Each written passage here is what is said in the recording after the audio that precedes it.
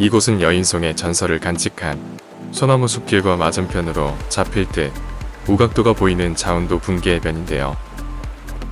분계해수욕장은 자은면이 서쪽에 있는 백산리 분계마을에 수령이 오래된 키 큰 소나무 숲과 함께 자리하고 있는 천혜의 해변입니다. 겨울에 호젓하게 산책하기 좋은 푸른 솔숲이 해안을 따라 길게 들어서 있는데요. 이곳은 시원한 바닷바람을 맞으며 솔숲 그늘에서 더위를 피하기 위해 여름 피서철에 많은 여행객이 찾는 곳 중에 한 곳입니다. 겨울에는 호젓하게 산책하기에 좋은 곳인데요.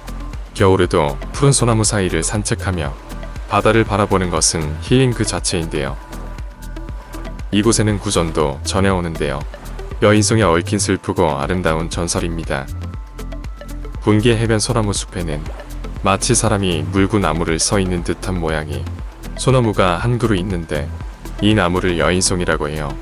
이 소나무는 왜 여인송이라 불릴까요?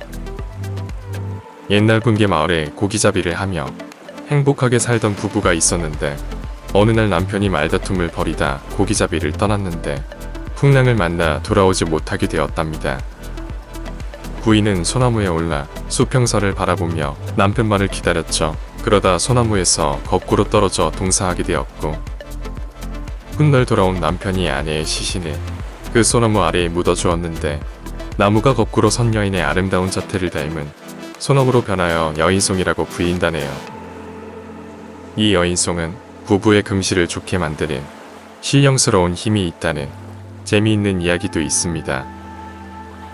연인끼리 여인송을 두 팔로 감싸 안으면 백년해로를 이룬다는 소문이 있어 많은 사람이 사랑을 찾아 소원을 빈다고 하는데요. 부부와 연인분들이 데이트하러 오기에 딱 좋은 것 같더라고요.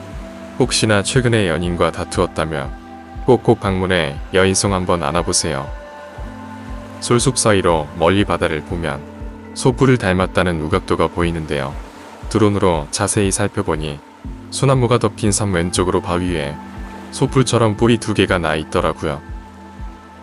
어쩜 저리도 바위가 소뿔처럼 생겨났는지 경이롭게까지 한데요. 쉽게 접근할 수 없음이 참 아쉽습니다.